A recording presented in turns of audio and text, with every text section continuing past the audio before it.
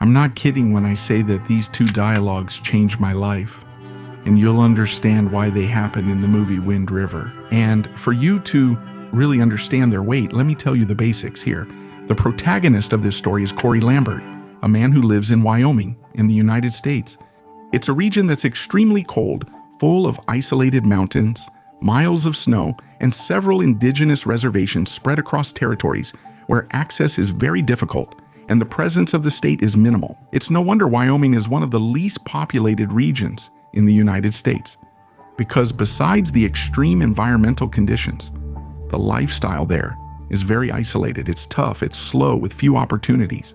The region offers very little prospect for life and almost no support. In short, it's a really complicated life that demands a lot from people's minds.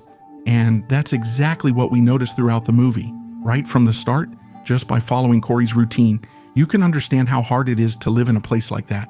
He works alone. He's a hunter who controls predators on the Wind River Indian Reservation. As for his personal life, we know very little. What we do know is that he has a direct connection with that indigenous community and lives among them. After all, he was once married to a native woman and had 2 children.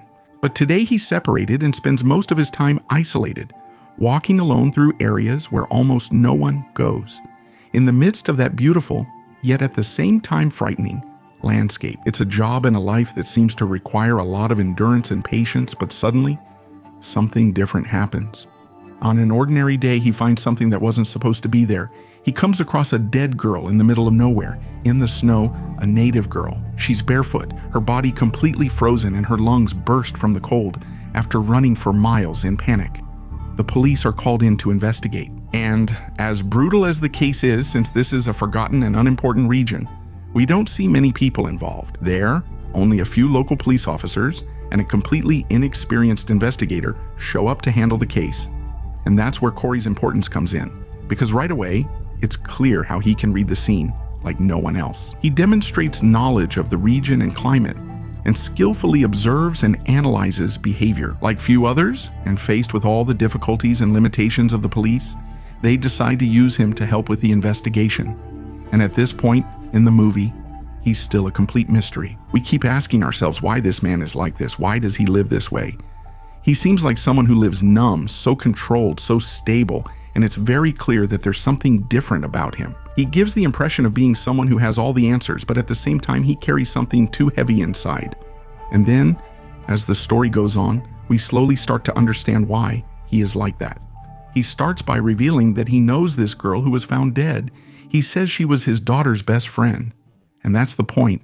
His daughter is also gone. He lost his daughter a few years ago when she was only 16 years old, and it happened in the worst way. His daughter was abused and brutally murdered. As if that wasn't enough, living here is difficult. It was even crueler to him, giving what may be a father's worst punishment. Gradually, everything starts to make sense. His expression makes it clear how he is driven by a deep feeling of guilt and sadness towards his daughter, a pain that seems to grow even stronger now with the death of her best friend, who by all indications was also abused. Before leaving, running away barefoot in the snow, it's as if history is repeating itself. Another young woman, another abuse, another family destroyed by the cruelty of the world. This becomes very clear as soon as we see Corey and the police going to the girl's family home. When they get there, as expected, they find a heavy, hopeless atmosphere. The mother is in the bedroom, completely out of it, in a state of collapse, and the father is there, desolate, inconsolable. It seems like he's still in that phase where his mind hasn't caught up with what happened, where everything feels temporary, as if someone might show up at any moment saying there was a mistake, you know? And in the midst of this pain, the first powerful dialogue I wanted to bring up here happens. That's when Corey decides to give this father some advice. And what makes it even more powerful is that he doesn't say what the father wanted to hear. He doesn't say what we're used to hearing. In a situation like this, he doesn't try to comfort. He doesn't come with those ready-made, overused phrases. He doesn't say that everything will be okay. He doesn't say that she's at peace now. He doesn't say any of that. He speaks with the authority of someone who understands this man's pain, having already experienced it himself. I wish I could say it gets easier, but it doesn't. If there's any comfort, it's that you get used to the pain. Once I went to a seminar about suffering. I don't know why. I think I wanted the pain to go away. I wanted answers to questions that have no answers. The therapist came to talk to me after the seminar. He sat next to me and said something that stuck in my mind. He said, "I have good news and bad news. The bad news is that you will never be the same again. You won't be whole, never again. You lost your daughter, and nothing will ever be able to replace that. The good news is that as soon as you accept that, you'll allow yourself to grieve. Then you'll be able to visit her in your mind. You'll remember all the love she gave and the joys she experienced. The fact is, Martin, there's no way for you to escape the pain. If you do that, you'll reject all her memories, every single one from her first steps to her last. Smile will lose everything. Choose pain, Martin, do you understand? Is pain the only way to be with your daughter?" Maybe that's one of the hardest things to accept in life, because what Corey is suggesting here is to face the pain head on without running away from reality. And he makes it very clear that in a situation like this, there is no overcoming it. He even says that you never become whole again. After all, nothing can replace, erase, or fill that emptiness. The life that once made sense simply ceases to exist. And that's where most people end up making mistakes. When pain is overwhelming, people naturally try to avoid, forget, or distract themselves. And there's no denying that at first that's even necessary. The wound is still too fresh to keep touching it. The body and mind need a certain distance so they don't collapse. The problem he's referring to here is when this becomes your new way of life. As time goes by, the scar even closes. The wound is still there, but you keep avoiding it. You keep running from the pain. The warning he's giving is exactly about that, because when you react this way, the beautiful part goes away too. Corey is saying that it's only when you accept the pain, without running away or trying to erase it, that you preserve love. Because if you run from the pain, you inevitably run from access to the memories. And in doing so, you end up losing the only bond that still remains with what you loved. And it's exactly at this point that the incredibly powerful thing behind this dialogue lies. Because his advice isn't to get over it, it's to learn to carry it. And that makes all the difference, because some things that happen in life are so powerful that you really will never get over them. And that leads many people to believe that pain is the real enemy in this life. So they try to eliminate it or avoid it at any cost. But pain, by itself, doesn't destroy anyone. Pain is part of life. What destroys people is the way they choose to relieve their pain. When you only run away from or avoid pain, you react instead of acting. And that's being passive in life. Anyone who watched my series about the key to the 3 dimensions knows exactly what I'm talking about how this passive trait in our personality tends to become dominant as we go through life. After all, that's exactly what the world pushes us to be. And anyone who watched mine knows how to identify this passive side, how it shows up in you, the consequences it brings, and how to deal with it. By the way, if anyone is interested in learning more about this 10-episode series, it's available on the Warman platform, a space where I'm organizing my deepest and most transformative content, series, movie analyses, books, and documentaries that practically address powerful ideas and can directly impact your life. If you're interested, I've left a link to a video with more details in the corner and description, or you can visit the website www.warmanbrazil.com.br, where you'll find everything you need to secure your access. But going back to the story, even after hearing Corey's advice, the father, who is still in shock, finds himself powerless, without hope. I'm tired, Corey. I'm tired of fighting in this life. Now it's all for your son. As much as nothing can replace the loss of your daughter, Corey still has his younger son. That's what he has left, and apparently that's what gave him the strength to keep going at first. The problem is that Martin, who is that other father there, also has 2 sons, but he has practically lost his other son.